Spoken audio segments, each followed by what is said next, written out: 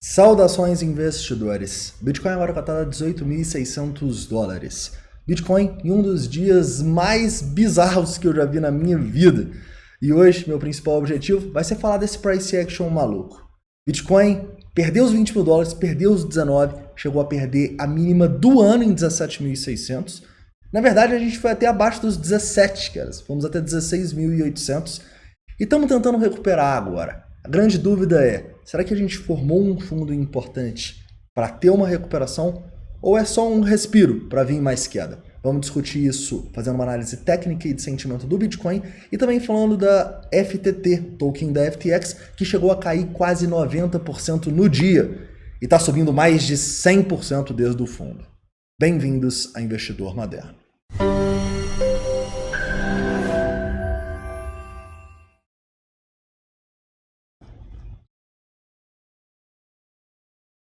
Investidores, antes de começar, eu gostaria de falar com vocês um pouco sobre o Bitcoin aqui no diário, né? E dar um disclaimer para vocês, né? Se você não viu o último vídeo, eu acho que vale a pena você ver, porque a gente explica um pouco dessa briga entre Binance e FTX, o que o mercado está achando disso.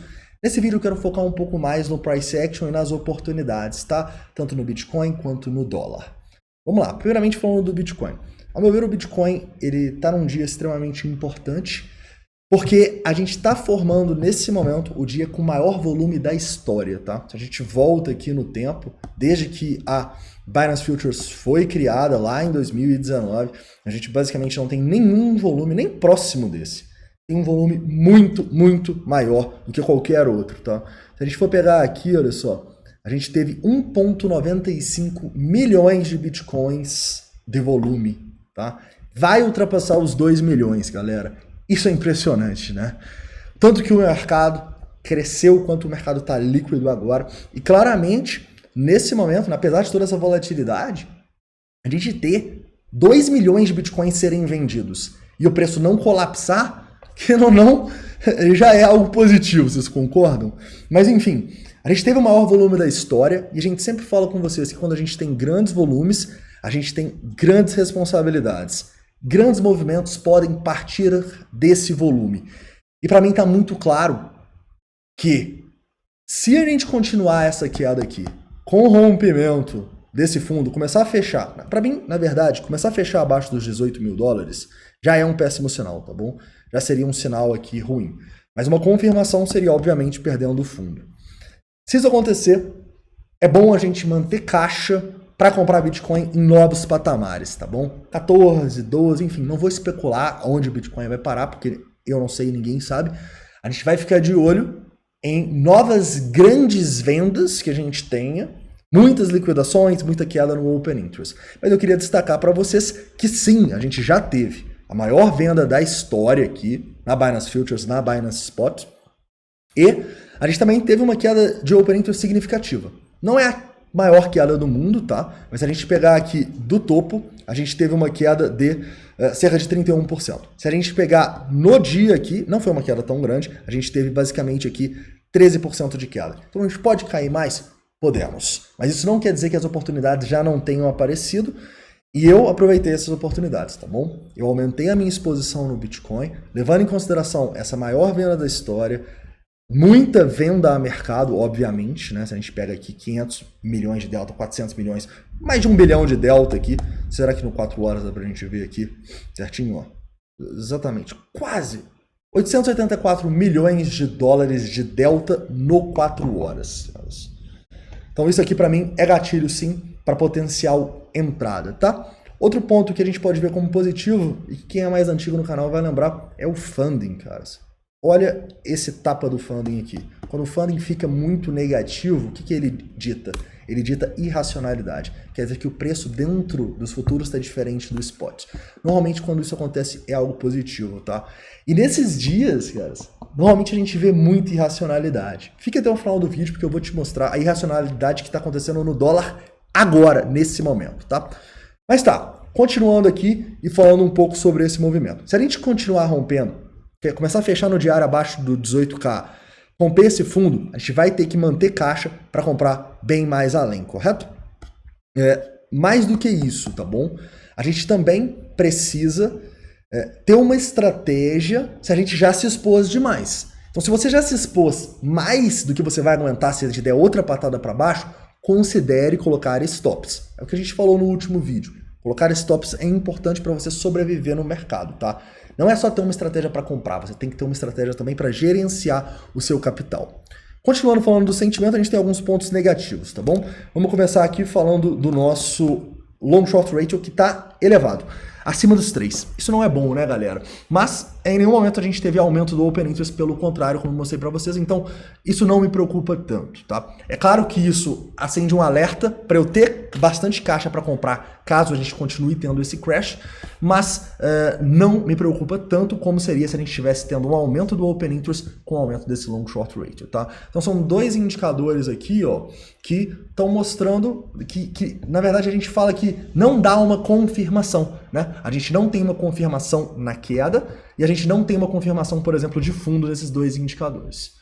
Outro ponto que a gente pode... Então, neutro aqui, tá? Outro ponto que a gente poderia destacar, o CVD obviamente está caindo, isso aqui é natural, também considero como neutro, tá? Então eu considero como neutro bearish todos esses fatores. Por quê? Porque eu não gosto de um long short ratio acima de 3, vocês sabem. Se começar a cair aqui para mim, começa a aumentar as probabilidades de a gente realmente ter formado um fundo mais importante, tá? Falando das liquidações, grandes liquidações também, tá bom? Se a gente pegar numa hora aqui, a gente não via liquidações desse tamanho há bastante tempo, tá? Será que foi no fundo a última vez que a gente viu liquidação assim? Olha só, a última vez, cara, na verdade foi aqui, ó, nos 17 e... Foi lá em 21 de setembro, mais ou menos, quando a gente foi lá testar abaixo dos 18 e testar o fundo, tá bom? Então sim, tá? Grandes liquidações, nada de outro mundo também, mas liquidações relevantes nos últimos fundos, concordam? Fundo aqui, fundos aqui. Então eu acho que sim, a gente encontrou um fundo importante. Eu acho improvável que o Bitcoin venha aqui e continue caindo, tá? Nesse momento.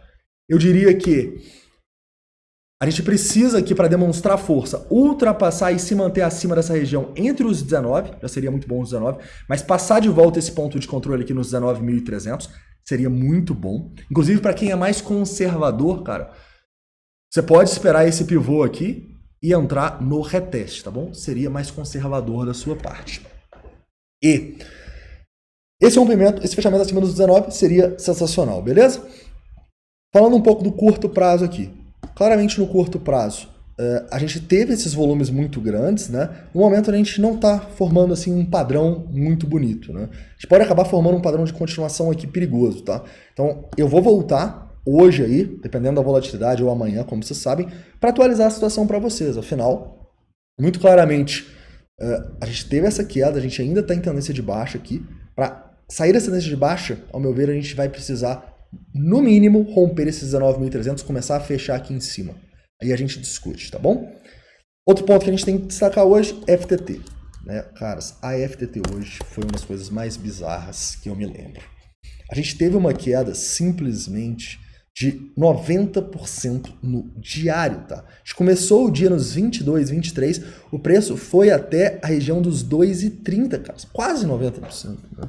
No momento, a gente está caindo 74%, cara. E isso, pasmem, do fundo faz a FTX subir mais de 100%. Então, assim, é importante a gente entender que o risco nas altcoins nesse momento, ainda mais na altcoin pivô de todo esse dump no mercado, é gigantesco. Então, se for fazer algum investimento em altcoin hoje, você precisa colocar aquilo que não vai fazer falta, ou ter uma estratégia para ir acumulando ao longo do tempo. Tranquilo? Legal. Falando em irracionalidade, né, hoje foi um dia cheio de irracionalidades. O funding, essa questão da FTT, claro que foi pesado, né, mas por 90% no dia, talvez tenha sido uma irracionalidade. E a gente também, nesse momento, está tendo uma irracionalidade em relação ao dólar. Esperem tanto para eu falar do ágil ou deságil, eu vou falar com vocês hoje. O dólar está custando 5,14 no mercado brasileiro, né? Ou seja, o mercado fechou e está 5,14 o dólar, onde o mercado tradicional está comprando e vendendo dólar. Na Binance, nesse momento, se você pega aqui BUSD BRL, o dólar ele está 5,25. O que isso quer dizer? Isso quer dizer que o dólar na Binance está 2,2%. Isso aqui quer dizer esse 1,022. Mais caro do que, entre aspas, a realidade. Tá? Ou seja, isso é uma oportunidade para a gente pensar em vender esse dólar e recomprá-lo quando a gente diminuir esse ágio. Pô, é dinheiro grátis, Pablo? É almoço grátis? Não.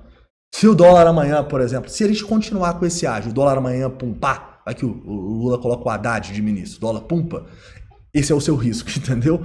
Mas se o dólar voltar para um ágio e deságio natural, normalmente ele fica aqui próximo do 1, é uma oportunidade, tá bom?